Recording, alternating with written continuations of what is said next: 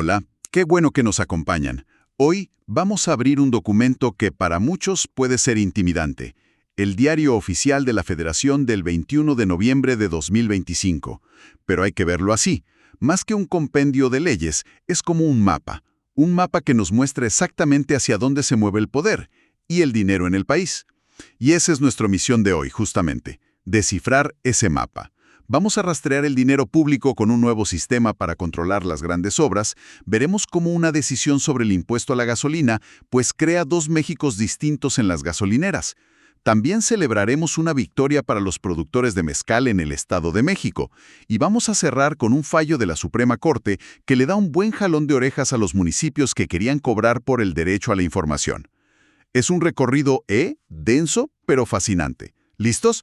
Bueno, arranquemos con los megaproyectos. La presidencia acaba de publicar un decreto para, digamos, meterle orden a uno de los temas más turbios y complicados: la compra y manejo de terrenos para obras de infraestructura. Se habla mucho de usar tecnología para más eficiencia, más transparencia, lo cual suena muy bien, pero ¿qué significa en la práctica? Pues en la práctica significa la creación de un sistema tecnológico único y centralizado. Hay que pensar en el caos actual. Cada secretaría, cada proyecto, tiene sus propios archivos, sus propios mapas, a veces todavía en papel. La idea es terminar con eso. Con este nuevo sistema, cada terreno necesario para una obra, no sé, para el Tren Maya o una nueva autopista, va a tener un folio único y estará georreferenciado. Es como ponerle un CURP a cada pedazo de tierra que compra el gobierno. Un CURP para terrenos. Me gusta la analogía. Suena a que busca evitar que se compre el mismo predio dos veces o que haya confusiones. Y veo que será obligatorio para jugadores muy pesados: Sedena, Hacienda, Comunicaciones y Transportes. Exacto. Y la coordinación de todo esto va a recaer en una entidad de nuevo cuño, la Secretaría Anticorrupción y Buen Gobierno. Pero aquí hay un detalle clave que se menciona en el decreto. El sistema es una herramienta de apoyo para las decisiones del Ejecutivo, No es una plataforma de consulta pública. A ver, espera. Eso es muy importante. Entonces, ¿es un sistema para que el gobierno sea más transparente consigo mismo? O sea, para que la mano derecha sepa lo que hace la izquierda, pero no necesariamente para que la ciudadanía pueda entrar y auditar en tiempo real. Es una muy buena forma de verlo. El objetivo principal que se declara es la eficiencia interna, la certeza jurídica para el propio gobierno, evitar fraudes, evitar duplicidades, agilizar los proyectos. La transparencia hacia el público, bueno, ese es otro debate. El sistema podría, en teoría, generar reportes públicos, pero su diseño primario es para uso burocrático, no para el escrutinio ciudadano directo. Entendido. Es un paso hacia el orden interno, aunque la ventana al exterior siga, pues, medio cerrada. Y siguiendo con las grandes obras, pero ahora en el mar, la Secretaría de Marina soltó una concesión que es un verdadero monstruo en Baja California. Así es. Se trata del puerto de Bahía Colonet, en Ensenada. Le dieron a una administración portuaria integral la concesión para construir, operar y explotar todo el puerto. Y cuando digo todo, estoy hablando de una superficie de más de 2.600 hectáreas de mar territorial. Para darnos una idea, es una superficie gigantesca. Es un proyecto que busca convertir a México en un jugador logístico mucho más importante en el Pacífico. Ok, se entrega un activo estratégico enorme, pero imagino que no es un cheque en blanco. A mí me preocupa el tema de los monopolios. ¿Qué candados se pusieron para evitar que una sola empresa controle todo, desde que llega el barco hasta que el contenedor sale en un tráiler? Esa es la pregunta del millón. Y la ley, al menos en el papel, es muy clara. La empresa que tiene la concesión general tiene 90 días para presentar su programa maestro de desarrollo. Es su plan de negocios. Pero lo más importante es que tiene explícitamente prohibido operar las terminales y prestar los servicios portuarios con sus propias filiales.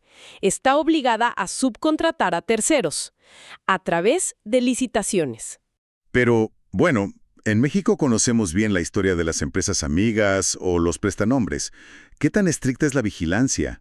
¿No hay riesgo de que se cree una red de empresas de papel que en realidad son controladas por la misma concesionaria? El riesgo siempre está ahí. La ley faculta a la Secretaría de Marina para verificar en cualquier momento las condiciones de la concesión y las operaciones. Esto incluye auditar la estructura accionaria de los terceros que contraten. Si detectan una simulación, las sanciones pueden ir desde multas millonarias hasta incluso la revocación de la concesión. El diablo, como siempre, pues estará en los detalles de la implementación y en la voluntad política de fiscalizar a fondo. Bueno, está claro que el gobierno está planeando gastar e invertir a lo grande. Pero todos esos proyectos cuestan, y cuestan mucho. Y eso me lleva a pensar en la otra cara de la moneda. ¿De dónde saca el gobierno el dinero? Y un buen lugar para mirar es algo que pagamos casi a diario: la gasolina y sus impuestos. Y justo sobre eso, la Secretaría de Hacienda publicó el Acuerdo Semanal de Estímulos Fiscales al IEPS, el impuesto especial sobre producción y servicios que pagamos en cada litro. Y la noticia para la mayoría del país no es buena. Para la semana del 22 al 28 de noviembre, el estímulo es de 0%. ¡Cero! O sea que esta semana pagamos el impuesto completito, sin ningún tipo de subsidio o descuento por parte del gobierno. Ni un solo centavo de descuento. Esto significa que de cada litro de Magna que compremos, 6 pesos con 45 centavos se van a ir directo a impuestos. Para la Premium son 5.45 y para el diésel, que es el más caro, 7 pesos con 9 centavos por litro. Es una recaudación, pues, directa y sin anestesia. Un momento, pero leyendo los detalles veo que el mapa de México como que se parte en dos. Mientras en la Ciudad de México o en Guadalajara pagamos el impuesto completo, en Reynosa o en Tapachula la historia es totalmente diferente. ¿Por qué alguien en la frontera paga mucho menos por llenar el mismo tanque? Porque ahí la lógica económica cambia por completo. El gobierno está creando, en efecto, una zona de descuento especial en las franjas fronterizas. Si no lo hiciera, pasaría algo muy simple. La gente de Tijuana se cruzaría a San Diego a cargar gasolina. Claro. Los de Reynosa a McAllen. Y los de Chiapas a Guatemala. México perdería no solo ese impuesto, sino toda la actividad económica ligada a las gasolineras. Es una decisión pragmática para que el dinero se quede de este lado. Totalmente. Es una fuga de consumidores que el gobierno no se puede permitir. Por eso, en municipios de Tamaulipas, en la franja de 20 kilómetros pegada a Estados Unidos, el estímulo a la Magna es de 3 pesos con 83 centavos por litro. Es un descuento enorme pagado por el resto de los contribuyentes para mantener la competitividad en esa zona. Es una política fiscal, pues sí, de dos velocidades. Y del dinero que pagamos, pasamos al dinero que el gobierno vigila. El SAT, como cada cierto tiempo, usó el Diario Oficial para publicar sus listas. Primero, una que muestra el alcance de la economía digital. Sí, es la lista de empresas de servicios digitales del extranjero que ya están registradas en México para pagar el IVA. Y es un quién es quién de nuestra vida digital. Ahí están Apple, Amazon, Canva, Patreon, hasta Valve, la empresa dueña de Steam, la plataforma de videojuegos.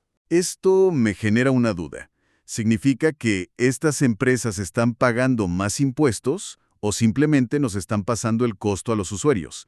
Porque desde que esto se implementó, muchas suscripciones subieron de precio por impuestos. Es una combinación. La ley obliga a estas plataformas a retener y enterar el IVA, algo que antes pues no sucedía. En la mayoría de los casos, las empresas, para no afectar sus márgenes de ganancia, simplemente agregaron ese 16% al precio final que paga el consumidor. Así que en la práctica, somos los usuarios los que financiamos esa recaudación. Lo que esto sí logra es poner un piso más parejo para las empresas mexicanas que sí pagaban IVA desde siempre. Ok, piso parejo, pero con cargo a nuestra cartera. Y luego están las otras listas del SAT, esas en las que nadie quiere ver su nombre.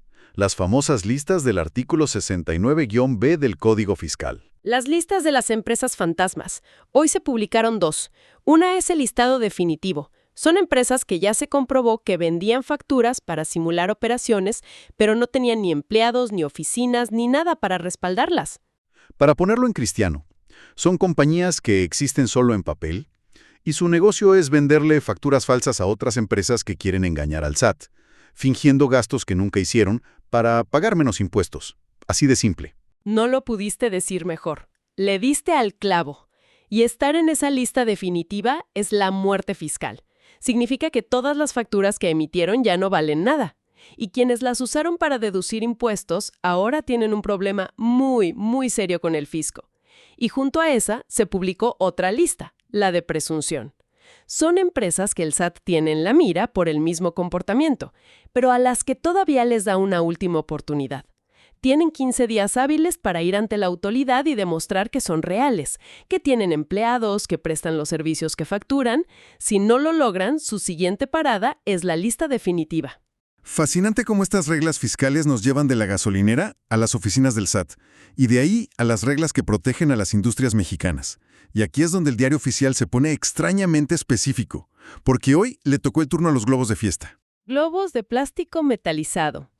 Tengo que admitir que cuando lo vi pensé que era una broma. Suena tan particular, pero es un ejemplo perfecto de cómo funcionan los mecanismos de defensa comercial. A ver, cuéntame, ¿qué pleito hay con los globos? Una empresa mexicana, Conver, que los fabrica, le pidió a la Secretaría de Economía que revise una cuota compensatoria que se le impuso hace años a los globos que vienen de China. Argumentan que las circunstancias han cambiado y que las empresas chinas están haciendo más dumping. Dumping. Esa es una de esas palabras que oímos mucho en noticias de economía. ¿Qué es exactamente? Es vender un producto en otro país a un precio incluso más bajo que en tu propio mercado local. Es una práctica desleal para reventar a la competencia. Si una empresa china vende sus globos aquí más baratos de lo que le cuesta producirlos, con tal de sacar del mercado a la empresa mexicana, eso es dumping. La cuota compensatoria es un impuesto especial que se les pone a esos productos para nivelar el piso y que la competencia se ajusta. Lo que pide la empresa mexicana es que se suba esa cuota porque el dumping, según ellos, ha aumentado. De acuerdo. De la protección a los fabricantes de globos pasamos a la protección de una de nuestras bebidas más emblemáticas. Hay noticias enormes para el mundo del mezcal, ¿verdad? Enormes. Después de una batalla legal y técnica que duró años, el Instituto Mexicano de la Propiedad Industrial, el INPI, por fin publicó la resolución. Se amplía la denominación de origen mezcal para incluir a 15 municipios del Estado de México. O sea que lugares como Malinalco, Tenancingo o Zacualpan ya pueden legal y oficialmente poner mezcal en sus etiquetas. Pero yo recuerdo que había muchísima resistencia de otros estados, sobre todo de Oaxaca, que es la cuna del mezcal. Muchísima. El argumento principal de la oposición era que ampliar la denominación iba a diluir la marca, a restarle prestigio. Pero el INPI basó su decisión en estudios técnicos, históricos y hasta antropológicos que demostraron que en esa zona del sur del Estado de México hay una tradición mezcalera de generaciones. ¿Y qué probaron esos estudios? Probaron los dos elementos clave que exige una denominación de origen. Primero, los factores naturales, que ahí crecen los tipos de agave correctos, que el clima y el suelo le dan características únicas a la planta. Y segundo, y quizá lo más importante, el factor humano, el saber hacer, las técnicas de producción artesanal que se han pasado de padres a hijos. Se demostró que el producto de esa región tiene un vínculo innegable con su territorio. Esto puede ser un arma de doble filo. Por un lado, es una validación increíble y una oportunidad económica para cientos de familias productoras en el Estado de México. Pero por otro, no corremos el riesgo de que el mercado se sature o que se empiece a debatir qué es el mezcal auténtico. Ese es el gran debate ahora mismo en la industria. La inclusión es una victoria para los nuevos productores, sin duda, pero también les impone la responsabilidad de cumplir con la norma oficial mexicana del mezcal, que es muy estricta. Para el consumidor podría significar más variedad y quizá mejores precios. El riesgo de dilución de la marca es real, y ahora el gran reto para todo el sector, incluyendo a los oaxaqueños, es educar al consumidor y defender la calidad por encima del origen específico. Un tema complejo. Y para cerrar nuestro recorrido, vamos al Poder Judicial. Hay una sentencia de la Suprema Corte que, aunque parece enfocada en unos cuantos municipios de Guerrero, en realidad nos defiende a todos. Es una decisión fundamental sobre el derecho de acceso a la información. La Comisión Nacional de los Derechos Humanos impugnó las leyes de ingresos de varios municipios guerrerenses, incluyendo Acapulco y Chilpancingo. ¿Qué estaban haciendo mal estos municipios? ¿No querían entregar la información o qué? Peor, La disfrazaban de un servicio por el que había que pagar. En sus leyes establecieron cobros por conceptos tan absurdos como la búsqueda de documentos. O sea, le querían cobrar a un ciudadano por el simple hecho de que un funcionario hiciera su trabajo. Además, ponían cuotas fijas y muy altas por cada copia sin importar el costo real. Es la clásica táctica de te doy el derecho, pero te lo hago tan caro y difícil que en la práctica no lo puedes ejercer. Exactamente.